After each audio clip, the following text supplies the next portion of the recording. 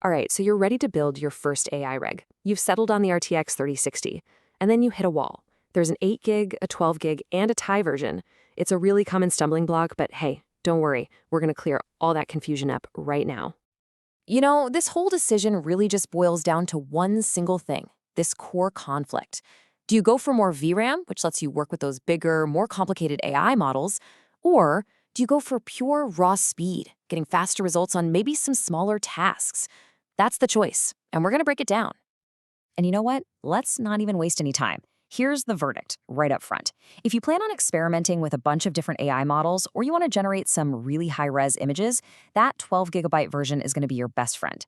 But if your main goal is just getting the absolute fastest output you can on workflows you already know, then yeah, the T is the way to go. Now let's get into the why. So yeah, welcome to what I like to call the 3060 AI dilemma. I mean, these cards all share the same name, but on the inside, they create this maze of options for anyone trying to get into AI. And for things like stable diffusion or running your own small language models, these differences, they're not minor. They can literally be the difference between your project working or not working at all.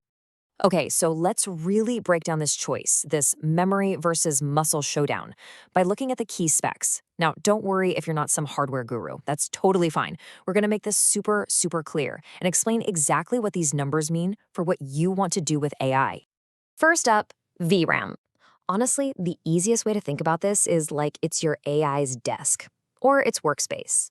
A bigger desk, meaning more VRAM, lets you spread out bigger blueprints. That means you can tackle larger, more complex AI models, generate bigger images, and you won't get that dreaded crash from running out of memory. Next up, CUDA cores. So if VRAM is the workspace, then CUDA cores are your actual workforce. They're like these tiny little engines that do all the heavy lifting, all the calculations at the same time. And the more workers you have, the faster the job gets done. It really is that simple. More cores just equals more speed. And finally, we've got memory bandwidth. Think of this as the superhighway that connects your workspace, the VRAM, to your workforce, the CUDA cores. A wider, faster highway means all that data moves back and forth way more quickly, which prevents bottlenecks and just keeps the whole operation running nice and smooth. Okay, so let's put all of that together and look at this table. First, just look at the CUDA cores column. I mean, the 3060 Ti is the runaway winner here with over 4,800 cores. That's the muscle we were talking about, no question. But then, slide your eyes over to the VRAM column. All of a sudden, the standard 3060 with 12 gigs is in a league of its own.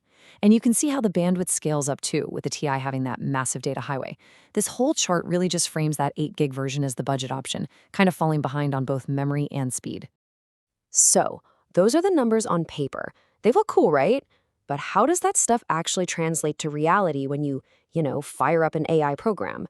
Well, it is time for the performance showdown. This is the big one. This is the question that I know matters most for so many of you creators out there. How fast can these things actually pump out images using a popular tool like Stable Diffusion? Let's find out. And wow, this chart really just lays it all out, doesn't it? The RTX 3060 Ti, with all those extra cores and that huge bandwidth, it leads the pack at around 6.5 iterations a second.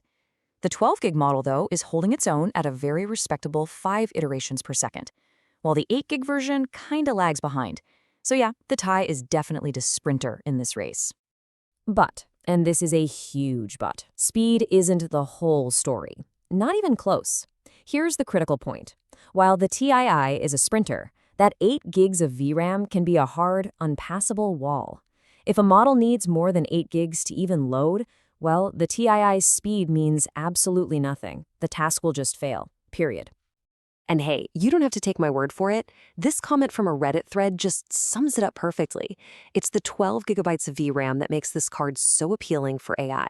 It might not be the absolute fastest thing on the block, but the fact that it can simply run certain things gives it a massive leg up on its 8 gig siblings. And this becomes even more critical when we start talking about language models. With the 12 gig 3060, you actually have enough breathing room to run some of those smaller 7 billion parameter models without getting those awful out-of-memory errors. The 3060 Ti, it might be faster on paper, but it's way more likely to just choke on those same tasks because it just doesn't have the space. Of course, performance isn't everything, right? For anyone building a PC, especially if you're on a budget, there are other super important things to think about, like how much power it draws, the price, and just the overall value you're getting for your hard-earned cash.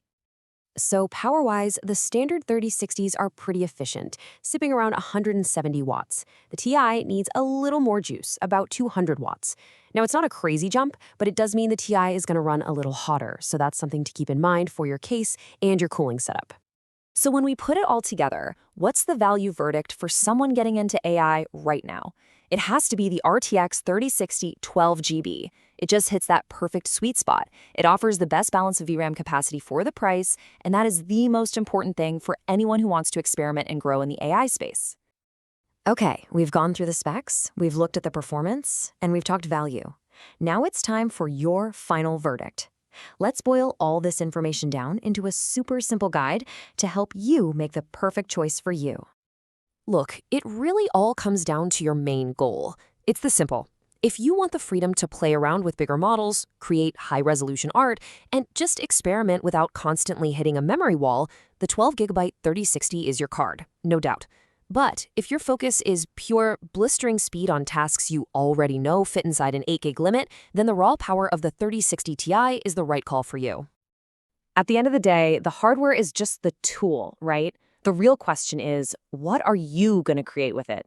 Whether that's some mind-blowing AI art, a chatbot that helps people, or something nobody has even dreamed of yet, the power is officially in your hands.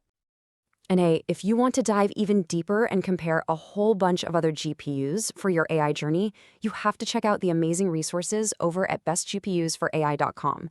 We dropped a link for you right in the description below. Thanks so much for tuning in.